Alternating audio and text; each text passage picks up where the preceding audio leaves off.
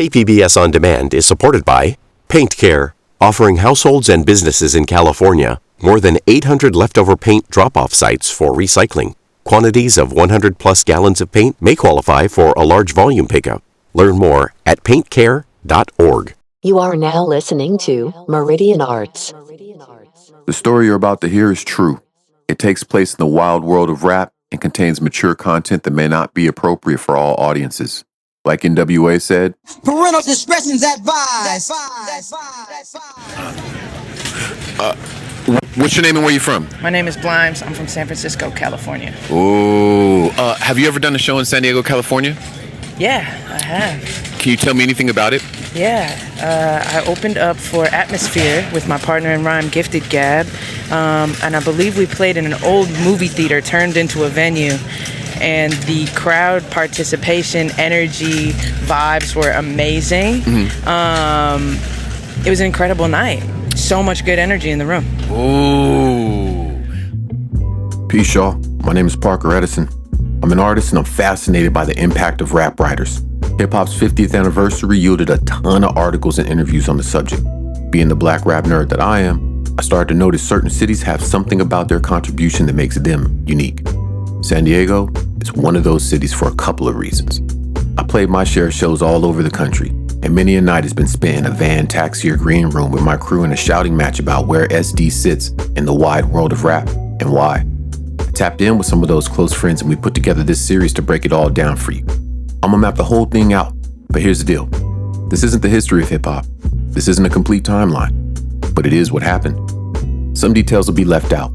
When we talk about that time Wu-Tang's ODB interrupted the Grammys, we're not gonna name every musician in the crowd that night. We'll talk about who was on stage, maybe who came on after him. Keep that in mind while you're listening. This is about San Diego rap and the incredible way it got where it is today. You ready? Let go. This is a San Diego story. KPBS On Demand is supported by Paint Care, offering households and businesses in California more than 800 leftover paint drop-off sites for recycling. Quantities of 100 plus gallons of paint may qualify for a large volume pickup. Learn more at paintcare.org. I'm listing album releases specifically to illustrate the evolution of our rap scene. As the scene expands, we get more sections, similar to what we see in New York boroughs. Southeast has hustlers like Brooklyn. Our beach spots get money like Manhattan. South Bay can be gritty like the Bronx. I have a theory that North County is our Staten Island, the northernmost part of San Diego. North County includes Carlsbad, Del Mar, Encinitas, Oceanside, Solana Beach, Vista, Escondido, Poway, and San Marcos. It served as a backdrop for some popular TV shows, such as Veronica Mars or Netflix American Vandal. Also, the Showtime show Weeds was based in a fictional North County suburb. The region's picturesque landscape is dotted with pockets of innovators who've played a significant role in shaping San Diego's rap scene since its inception. Before Microphone Enhancer and after the Gangsta Earn record, I did a demo for a kid, Al C, DJ Cat, that I know really well. I charged him like $400 to do a demo, and he went and got a record deal with the demo. So the rapper in their group was called Mystery, and I did the production on this song called Rolling with the Funk. To be honest, man, that was probably the most commercial record I'd done. That was, if you haven't heard it, you gotta listen to it. You know what I think? Did that used to play like on BET Rap City? And I remember that. All of it. It was on everything, yeah. Boom TV Raps, the whole nine, right? Back in episode 5, DJ Al C told us about rapper Mystery and his hit track, Rolling with the Funk. Yo, Z, why don't you bring in the funk and trip up the way that I'm riding the beat? Cause I'ma make another hit for the street, and I'm driving all the fly girls nuts. So let that be the reason that I'm cheering up in that girl. Our next guest, Frank Z, did the beat. He's an OG, and in this clip, he's giving writer Jay Smith insight on where he's from. If you ask people from San Diego, La Mesa, Hillcrest, Spring Valley, where are you from? I'm from Dago. But if you ask them from Oceanside, where they're from, we're from Oceanside. But it was all love, though. The hip-hop culture was all love, except for the gang-related stuff. That is and always is what it'll be. Right. But the hip-hop culture itself wasn't really tied into that, you know? Every jam that you throw, there's going to be some problems, you know, that's related to people. The music helped me transcend all that. I got familiar with your name in the 90s. You know what I mean? Chop Shop. Can you give me some insight how Chop Shop came about and what the focus was with that? So Chop Shop came at the very end of my time in music. There was 3 DJs. Mos Desh's DJ, also from Brooklyn, was Troy Ski. I was the DJ for MCTs and Ja Love, and then Just Unique was the DJ for a kid named The Blade, Kevin The Blade Gordon. I got to a point where I had this catalog of beats, and they just never got on a record. And Kev approached me about, look, I got some beats too. Let's put them together and put this Chop Shop out. And I just donated beats and worked on a few beats with them, right? And we put this mishmash of unused beats together, and that was the Chop Shop record. And then a couple followed. What happened was, one of the projects I worked on, there was some cats, ICB and D-Mac, that had this gangster rapper that they wanted me to make a beat for. So Gil made one of them, and I made the other one for Gangsta Earn. If you came to my mom's pad in South Doe where I had my studio, all these cats have tagged up the whole door frame. And to this day, it's still preserved there. They're all up there. Icy Lee, Mos Desh, King D, who's still one of my boys to this day. Gangsta Earn, they're all up there, man. They've all been right here in Oceanside. Wow. And I did this record for them called Up Against It, which I don't know, I guess it's kind of an anthem. I mean, I spent so much time at Paramount Studio in LA, and Studio 1 was Jinx or Pooh or whatever, and I'm in Studio 2 or vice versa. It was like a daily operation, right? I'm talking to Hank Shockley about sonic space, right? And how he likes to fill it. And I always like, man, I'm gonna make a record like that one day. I really love that PE stuff, man. I just like it. I really enjoyed it. So Up Against It was my outlet to do that. And I flipped that Curtis Mayfield.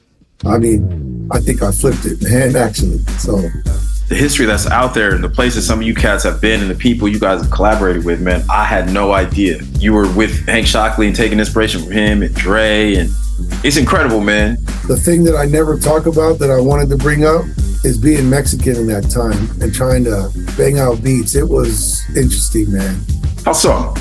I just wasn't accepted as readily by the institution, not by the cats. Everyone was cool with me. Right. But the institution didn't have room for that in their mind. I got you. I mean, I'm spinning at 5'9" day for the Brims, right? And I am not a gangster, right? Gotcha. But that music was my passport to the real people. I was real enough. Right. But in the record company, it was a problem. And we don't have enough time to talk about it, but I wanted that to get documented. Gotcha. I got it. Because in this day and age, man, hip hop has transcended all that. Can I ask you about, so Microphone Enhancer drops, man. I mean, for all, by all measures, man, that's just a classic record, classic song, classic San Diego track. What's the story behind that one? Well, check this out. Throughout Frank's interview, you hear how he's right there in the mix of things, underground and mainstream, signed and unsigned. He mentioned LPSD, Lyrical Poets, Strictly Dope. The group's hit single, Back At You, is widely revered and still in rotation. Another hit they're connected to is 1995's Microphone Enhancer, a song by rapper Mos Desh, that's D-E-S-H, Mos Desh. He featured LPSD. At the end of Frank Z's interview, we learned that he didn't produce that backpack classic, but we happen to have an interview with the man who did. Who do I have the pleasure of speaking with? Blade Gordon, Chop Shop Records. I actually started that back in 94, 95. Previous to that, I was with the Damn Posse as a group that was formed in San Diego. So it's like the mid-90s. I remember like one of the first songs I heard, I remember Microphone Enhancer, man. Did you have a hand in that? Yeah, we put that out. There was these guys that formed a label in LA called Angel Tracks. Okay. So basically they signed me to a production deal and made me A&R. That's when I brought in, we had LPSD and we had a female J Silk, Juliana, on that track. You remember like the inspiration, how it came to you at that time? They just come, brother. Bro, they just come, man. I start digging, finding stuff. And did it lead to any, other opportunities after that? I remember it was in the back of the source. It did make that. And actually, there's a portion in the source at that time. What were the hottest beats? That microphone enhancer beat was the second best beat. The number one beat was Tried by 12. You remember that? Yes, sir. Dun, dun, yep. dun, dun, dun, dun, dun. That's the one. Yes, sir. Mm-hmm. Wow. Both Back At You and Microphone Enhancer are still getting spins around the country. Quick shout out to Stephen Flex, a member of LPSD and an integral part of this season's writing team. We're going to talk more about North County right after this quick break. But could a fella please get a piece of that microphone enhancer? You're dumb if you think you're burning me this summer, and thinking you can freeze me in the winter makes you dumber. They don't call me Dutch for nothing. It's a fact, I'll be destroying them seeds single-handedly every time I rap. When I attack, feeble minds is terror. If I ever stop rapping, that's it, end of an ever. But until then, I'm the executioner. Like the gang said, whack MCs must die. We have no use for you, so go for your gun, because your mic don't work. But if you shoot and miss, you better tie your boots and put them. KPBS On Demand is supported by Paint Care, offering households and businesses in California more than 800 leftover paint drop-off sites for recycling. Quantities of 100 plus gallons of paint may qualify for a large volume pickup. Learn more at paintcare.org. Welcome back. You hear me say it in the credits, but this episode features beats by phenom producer Sojourn, who is also a prominent figure in a subgenre with a rich history, gospel rap. And he's not alone. In 2015, Oceanside's John Gibbs' Soul Rebel album garnered him interest from major labels, leading to an offer from Interscope Records. He's a staple in Christian hip-hop, having collaborated with some of its most notable personalities, including Ruslan, Belief, and Lecrae. We was in the backseat, bumping Jagged Edge just when you asked me if I had a rap for this, I gladly pulled it out my pocket. My conscience telling me to stop it, God is watching us, but I can't fight the feeling, baby, I just wanna, we proceed to program ourselves accordingly. Souls tied to each other so disorderly. Perhaps North County should be recognized for its distinctive quiet success, a trait I noticed in another artist we recently interviewed. There is actually a big Christian rap scene down here, and I'm personally not part of that, but the scene I know is very strong down here in terms of that. There is a big movement down here for sure. What's your name and what do you do in hip hop? My name is Blame One. What I'm mainly known for doing in hip hop is MCing. I also consider myself a strong graffiti writer. And pretty much I study every element of the culture and participate in every element, but definitely MCing is what I'm known for. Where are you right now? Right now, I'm in Oceanside, California, my home base, and I wouldn't be anywhere else. 100. What was the local rap scene like in North County when you got into it? So when I first moved out here, the majority of people didn't really know a lot about rap other than the mainstream rap acts, which would be like Run DMC, the Beastie Boys, maybe like Houdini, LL Cool J, you know what I mean? The public didn't know much about it. However, there was a place called the Armory in Vista, not to be confused with Armory Hip Hop Shop in SD, Big Up Cross and King D and all my folks out there, you know what I'm saying? But I'm talking about an actual armory, like a military armory, and they would throw hip hop functions there. And then from there, I would say about 88 to 89, I started going to the Distillery East. And the Distillery East is where I really found like, oh, wow, like there's a strong hip hop scene.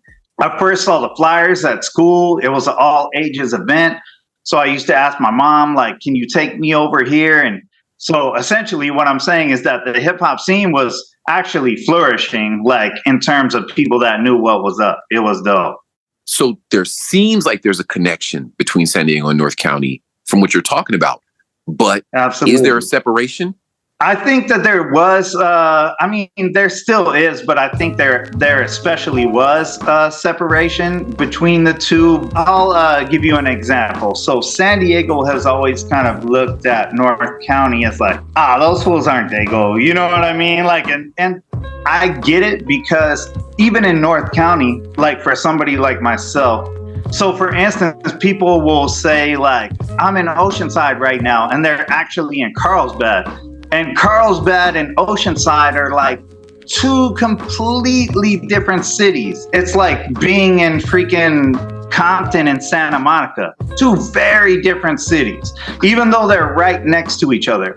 And then if you look at somewhere from Carlsbad all the way, I would say, to La Jolla, to me is like its own world. Basically, I think San Diego was looking at us as that zone of like that Carlsbad to La Jolla, like these fools are like spoiled or whatever. And I felt like I played a big part in terms of bringing an understanding of that to San Diego, because once I started rocking a lot of shows out there, you know, I had like Cutfather and King D and all these cats like, man, what's up with North County? And I would just jewel them on like, you know, we got our hoods down here too. It's just that people aren't exposed to that, you know, unless you're from the area.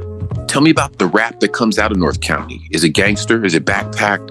I think it's all of the above, but I would say, especially at this particular moment in time, well, really like throughout time, the most, what should I say? And nowadays, it's a whole different ball game. So the most known rappers right now, I would say, coming out of Oceanside would be Desi Hollow and probably Bishop Snow. They're legitimate dudes. Like, they're not out here faking the funk. So it would be easy to say like, oh, you know, it is kind of gangster, but not at the same time. The majority of the scene is not that, but that's kind of the most popular, you know, artists, I would say, to the public as like, oh, it's gangster. But I would say the majority of it is more like underground hip hop, backpack oriented, you know, versus the other side of things. But you know, I guess it could be perceived either way. What's Dirty Science? Dirty Science is basically Exile's baby. That's definitely his vision. And I would define it really as just basically hand-picked talent of the highest caliber as far as that I see, MCs and producers. Exile has a way of bringing out what other people can't see in yourself and others. And so basically that's his baby, and he handpicks, you know, all the talent in that talent pool, you know. Which you're one of, yeah? Which I am one of, yes. I'm like the old outdated version. but yes, I am part of that talent pool for sure. Tell me about the difference in putting out music from, let's say, 2005 to 2015. The biggest difference would be like from 2015 is when the streaming started to take over. In 2005, you were more prone to listen to an album still from front to end. You know, it might grow on you as you ride in your car over time.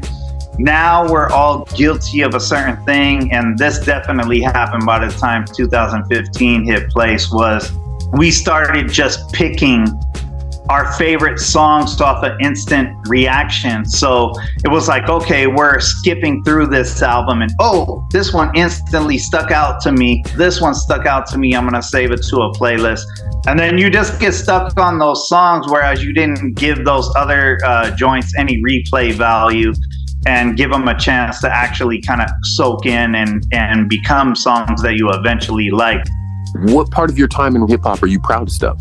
Probably between 2009 and 2013 was my favorite time, only because I was making enough money to actually survive off of music during that time. I was doing shows 3-4 times a week. I was charging features on a regular basis. I was making money off of iTunes, not streaming, to where people were buying my albums, and I got a large portion of that money, meaning like if you bought my album for $10, I might get $7 of it. To where now, if you're streaming my album, I'm getting pennies to the dollar like everybody else. It was a beautiful time. I couldn't have been more proud of myself because I had set out to make that a goal. And so that was probably my favorite time period in hip hop. I just got two more questions. I'll let you go. I appreciate your time. How did you get a track with Sean Price? So, in my personal opinion, there's only two people that are old school artists that have successfully transformed themselves.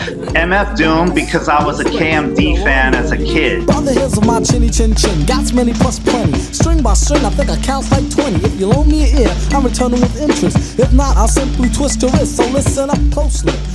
Listening to like Peach Fuzz and then hearing Doom become Doom was like, what? And then when I heard Sean Price, go from Ruck to Sean Price, it was like, wow, like this is a whole different style. Like this is a whole different dude. And so I was working on my album, Days Chasing Days. I had a budget and I was like, bro, if there's anybody that I'm going to get, I got to get Sean Price. The funny story is that finally he was like, yo, I'm performing at Paid Dues Festival. And I'm like, okay, well, yo, can I come pick you up and we'll go record the joint? So for anybody that knows, like the distance between Paid Dues Festival and Oceanside, it's like an hour and a half, an hour, 40 minutes or whatever. So I drove out there with my friend Raf Kai, who I've worked with forever, old friend of mine. And when we got to the hotel to pick P up, I was hella nervous because I had been arguing with P and the whole boot camp clique is out front of the hotel, bro. Like literally the whole boot camp clique, and these fools look like they're staring at me like, oh man, oh, this is that dude or whatever. So literally I'm going into it and I'm like, yo, finally P comes down the stairs and I was like, look, bro, I was like, man, I apologize, if I came at you sideways, but I was like, bro, that was a lot of money to me and whatever. And he's like, nah, no need to apologize. Don't even trip. That's my bad. And whoop-de-whoop. I drove him all the way from Paid Dues back to Vista, which Paid Dues is in San Bernardino. We recorded at my house. Had a great time, dude. P is like one of the most funniest dudes ever. We just connected. We bonded. It was a beautiful thing. Afterwards, drove him back to San Bernardino, back to his hotel. And the original version of the song Disturbed that I did with P was over a DJ Shag beat. And afterwards, I played it for Exile, and Exile's like, bro, let me remix that. So I sent the vocals to Exile. The version that everybody knows to this day is the one that Exile remixed. The song is called Disturbed, featuring Sean Price, produced by my man Exile. I don't care which chick jock, a famous rich hip hopper, phantom of the opera type, slick witch doctor, mad scientist, proper with the vocal, I'm current, almost 33, homie, yeah, hell of endurance, young veteran, chop off the tongue and take the head of man, young bucks know me, I act so much better blend, I like to set a trend, never try to follow fools, knowledge, wisdom, overstanding, son, never hollow jewels, swallow the bottle, full throttle just like a menace, and mash around Cali from Diego to Venice, let me replenish, I'm far from finished, young apprentice, lab coat on the floor, drop science in a sentence. Broken beaker got you open through the speaker. Cats approach the eye like we were hoping you were weaker. Nope, and call me teacher, fam, fuck what you heard. I'm a master of words, I'm mentally disturbed. I walk around like I'm wearing a crown. Talking to myself, cat steady staring me down. Clown, I heard you got lost, that could write precise. But I murder Ross Clots on the mic device, cause I'm disturbed. I walk around wearing a crown. Talking to myself, cat steady staring me down. Clown, heard you got lost, that could write precise. But I murder Ross Clots on the mic device. This black on black crime. Pardon me, my G. This black and white rhyme. Clap the black nine and smash your trash lines. Put you at the sleep, good night, it's nap time. Listen, the best rapper in the world is Sean. The worst rapper in the world is you. Skate clapper, heaven pearl is on. Bust bag at your girl and you. Both you inch niggas want to do.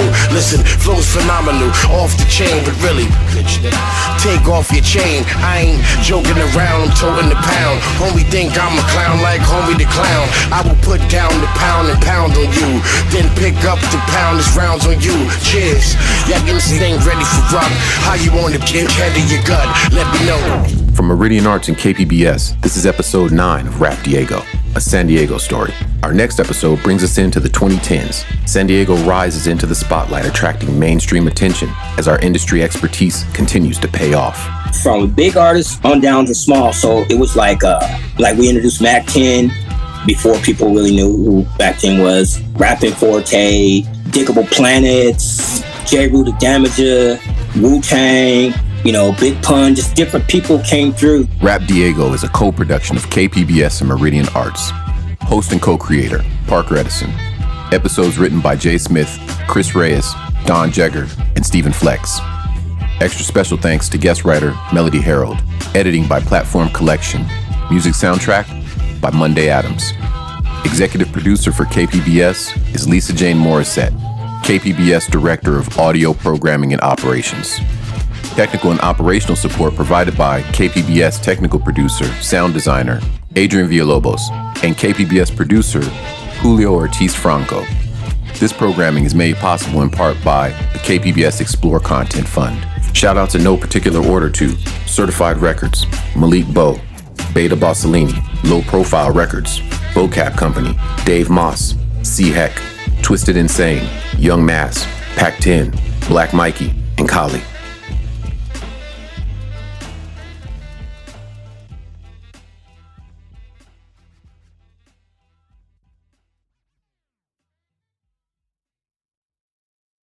KPBS On Demand is supported by Paint Care, offering households and businesses in California more than 800 leftover paint drop-off sites for recycling. Quantities of 100-plus gallons of paint may qualify for a large volume pickup. Learn more at paintcare.org.